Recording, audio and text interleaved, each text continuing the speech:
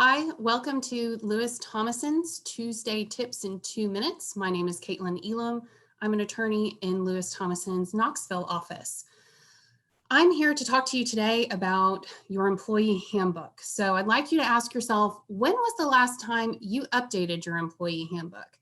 If you're asking yourself, do I even have an employee handbook? Or maybe it was 20 years ago when you started your company, we need to talk.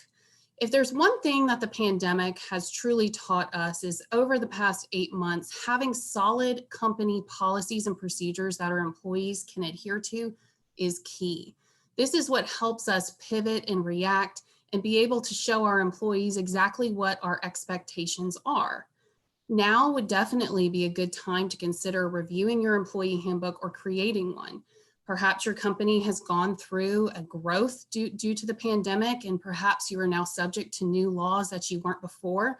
Perhaps, unfortunately, your company has suffered some decrease in employees, and perhaps you need to think of different things and new ways to do things. Obviously, telecommuting has become a new norm, and maybe there are some new parameters you need to institute with your employees relative to telecommuting. Keeping up with your employee handbook is something that is always very difficult. It's not something we usually like to think about, but it's something that you should always remember to try and stay up to date in compliance with new federal laws that change, such as recently the Supreme Court expanded Title VII definition of sex to include sexual orientation and transgender. These are things that we need to think about in our employee application packets and other documents that perhaps need to be updated on a regular basis.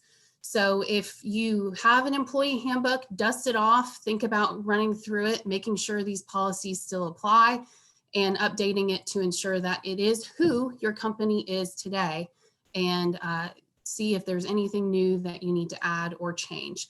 And as always, you can reach out to your trusty employment lawyer to see if there are any new laws or rules or regulations that you need to consider adding to that as well.